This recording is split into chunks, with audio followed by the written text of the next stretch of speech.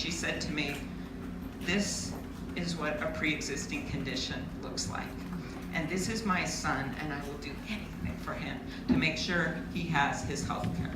That's why we waged that fight, and that's why we won that fight. But now we must move on, and we must expand the Affordable Care Act. We must make sure that we bring down the premiums. There's some immediate things that we could do with reinsurance, and I've heard about in Iowa what's been going on, things we can do with reinsurance and cost sharing to bring down the prices. But we must go beyond that. And that is things like taking Medicaid, Medicare, expanding them so that we have more options and bring down the prices for people to buy into. And we must go beyond that and do something about pharmaceuticals. The question was asked about insulin. My guest to the State of the Union was a woman named Cindy Smith Holt. Her son, 26 years old, was a restaurant manager in the southern suburbs of the Twin Cities. He aged off his parents' health care and then was stuck having to buy that insulin, which used to be affordable for everyone and now has doubled, tripled, quadrupled in price. He didn't have enough money. He has a job, but he didn't have enough money to pay for it, so what did he do? He started rationing it. Well, he got the numbers off a little bit because he shouldn't have rationed it, and he died. That happened in America for a simple drug like insulin that has been around for nearly 100 years. Why did it happen? Because the pharmaceutical companies think they own Washington. Well, they don't own me. And they don't own that woman, Cindy Smith Holt, who will do anything for her kid. We, as a nation, have to move on pharmaceuticals. It is not just some rhetoric in a campaign. It is nearly 20% of our healthcare costs when you look at pharmaceuticals in hospitals. So that's why I want to pass my bill to allow our 43 million seniors to negotiate their prices under Medicare. That would bring down the cost of prescription drugs. The bill that I had with Senator McCain, which would allow for less expensive drugs to come from places like Canada that have safe drugs. Guess who stood in after my friend Senator McCain sadly died this last year? Chuck Grassley stood in. There you go. So the two of us are carrying that bill to try to bring in less expensive drugs from Canada. Stopping the practice where big pharmaceuticals pay off generics to keep their prices off the market. These are all concrete things we can do to meet the challenges of income inequality and meet the challenges of healthcare. Another challenge that's out there, rural-urban divide. I represent a state that has a major metropolitan area. Most of you have been there. But it also has a huge rural area that is very similar to Iowa. I have worked hard to represent our farmers and our ranchers and our rural communities. And one thing I've learned is that not one size fits all. Rural hospitals aren't the same as urban hospitals. That is why we have critical access hospitals. That's why we have to keep changing with the times to make sure the health care works. That's why we have the Farm Bill. I've been a strong proponent of the Farm Bill. I serve on the Agriculture Committee. When I started running out of the suburbs of the Twin Cities, I called Colin Peterson, who is now the head of the Ag Committee over in the House, and I said, I want to learn everything about agriculture. I said, if I drive 3.5 hours to Detroit Lakes, will you meet with me? He says, yeah. I had memorized everything about counter-cyclical payments and everything he needed to do. I put it all out in front. He said, you know what?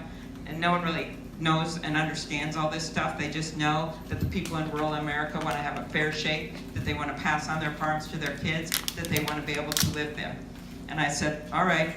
And then he said, besides that, there's only 10 people in the whole country that understand this stuff, and 9 of them live in North Dakota. In any case, I went on and have done a lot with agriculture. It's one of my main focuses in the Senate and will continue to be that, including biofuels. But we need to bridge this rural-urban divide so that people understand in urban areas that the food just doesn't show up on their tables, that it's made somewhere, and make sure that people understand that one size doesn't fit all.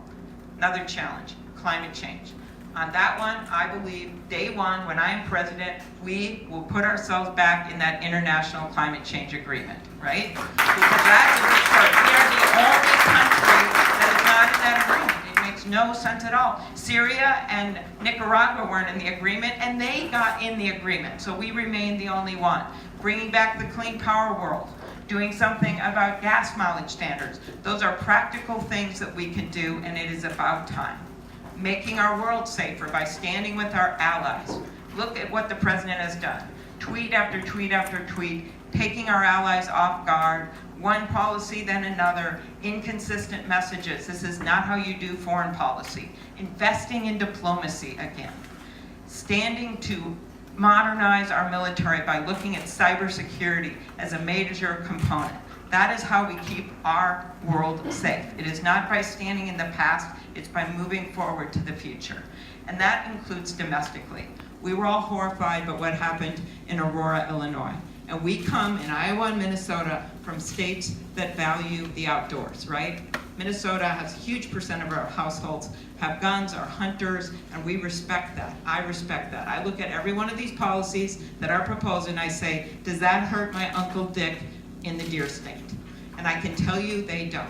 But what does hurt our country is when we do not stand with the majority of Americans and the majority of gun owners and work towards universal background checks. And not just background checks, but also making sure the funding is there so that the states get the information into the background checks. And that was something that failed us not only in Aurora, but has failed us across the country. And I'm not afraid to stand up to these people that are not peddling the truth.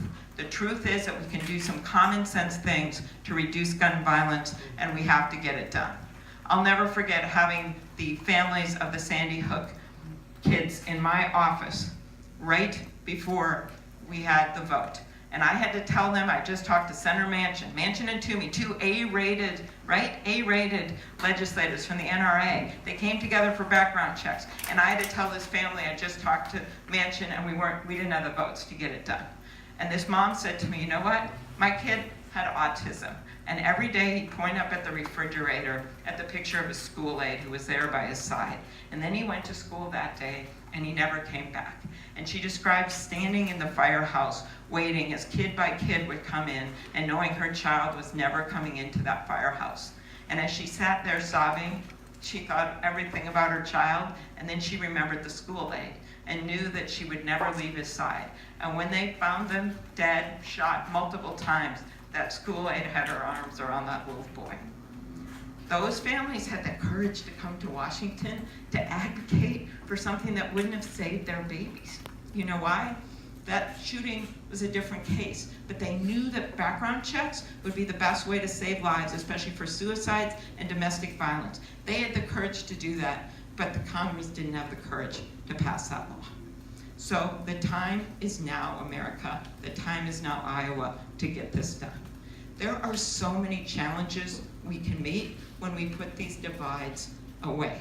When we think about things like immigration reform and how we can do it in a smart way that's good for our economy. When we think about things like workforce training. You know, Iowa saved my sister. She didn't graduate from high school. She had some problems. And she came down here and started working manufacturing. And then after a while, she got her GED right here in Iowa. Then she went to a community college and got a 2-year degree in Iowa. Then she went on to get 2 more years of college in Iowa, and she ended up graduating and getting the highest score in accounting in Iowa that year. That is a path to success. And not everyone has the same paths of success. So when I heard that great question about what you would do differently, right? That was a good question. That's what I thought of, because I always thought of, well, my path was this 4-year degree, getting it right out of high school. It's not the path for everyone, and it's also certainly not the path for America right now, when we have so many openings in jobs like welding and things like that, where we can get 1-year and 2-year certification. We are not far from manufacturing right here, right? It's been a part of the tradition in Iowa and in this area, and that's got to be part of our future as we look to how we are going to respond to this changing economy and the digital disruption. So those are the challenges that I see, and I believe we can meet them if we just don't look away and we look up and we look at the horizon. So last week, when I was on that frozen tundra there called Minnesota, I quoted the poem of Walt Whitman, and great American poet. And he once said, "I hear America singing the varied carols I hear." Well, that's it. He was there talking about the shoemakers and the masons and the carpenters, and that's still true today. But today we also sing carols of many different faiths that are in this country, many different backgrounds, many different brothers and sisters that are part of our country. So I see this as a moment in time like we have never seen before, a moment where we can move forward with an optimistic economic agenda, but that we must maintain our Constitution, we must maintain our laws. A few years ago, I spoke at the Georgia Democratic dinner, and I had a chance to go over to the Carter Museum, and I was the only geek there walking around that said, "Where's your Walter Mondale memorabilia? I want to see Joan's dress from the inauguration." And on the wall there was this big quote from Walter Mondale as he looked back over their 4 years of their administration. This is after they had lost, but he looked back at the 4 years, and there were these simple words, and they said, "We told the truth, we obeyed the law, we kept the peace." That is a minimum that we should hold any president to in the United States of America. We told the truth, we obeyed the law, we kept the peace. And I pledge that that's what I will do, that I will do everything to keep the peace, that I will do everything to tell the truth and obey the law. But I also pledge to you more than that. And that is that, as I said last weekend, I have grit. I can win. I don't come from a political machine. I don't come from money, but I have won every single congressional district 3 times in a row in the state of Minnesota, and that includes Michelle Bachmann's district, right? I know how to find the common ground with people that don't always agree with me. I know how to reach out and to go not just where it's comfortable, but where it's uncomfortable. That is what people are looking for. They're not going to agree with everything I say or what any of these candidates say. But what they do want is someone who understands them, that finds the common ground, and that has their back. That's me. That's our campaign. I hope you'll join us. Thank you.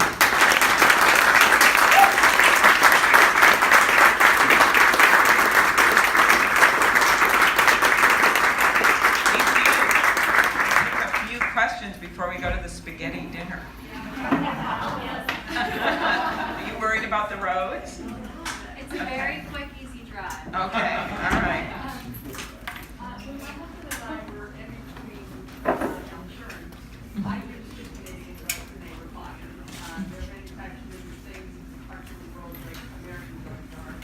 But I have a friend in Missouri whose doctor said that if he uses Canadian drugs, he won't prescribe anymore.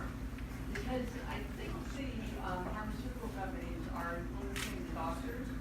How can we get away from pharmaceutical companies being such an influence on doctors like that? That's exactly right. And actually, okay, this is the last time I'll mention Senator Grassley.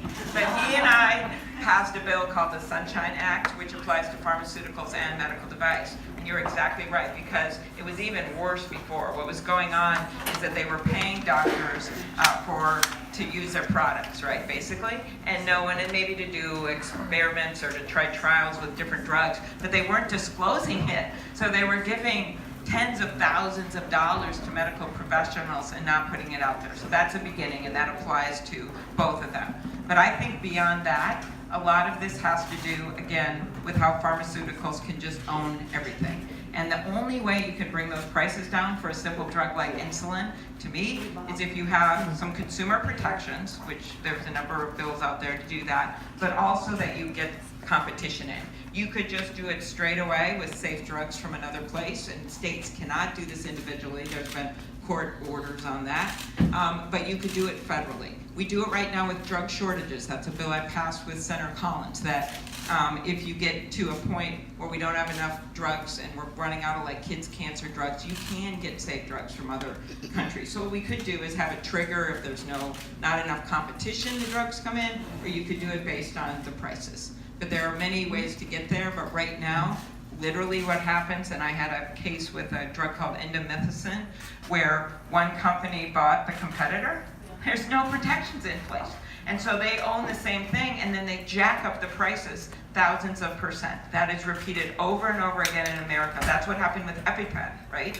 My daughter carries an EpiPen. She has a severe nut allergy. When I saw that, I thought, I know what they did. You look back, that's what happened. One of the drugs had been taken off the market. Another one had been purchased by them. So they thought, go for it. We'll make a ton of money, even if it's in the short term. What they didn't expect was the public pushback, right, on social media. But we cannot do that for every single drug. We were successful in bringing that one down, but we can't do it with every drug. So that's why we have to pass these laws.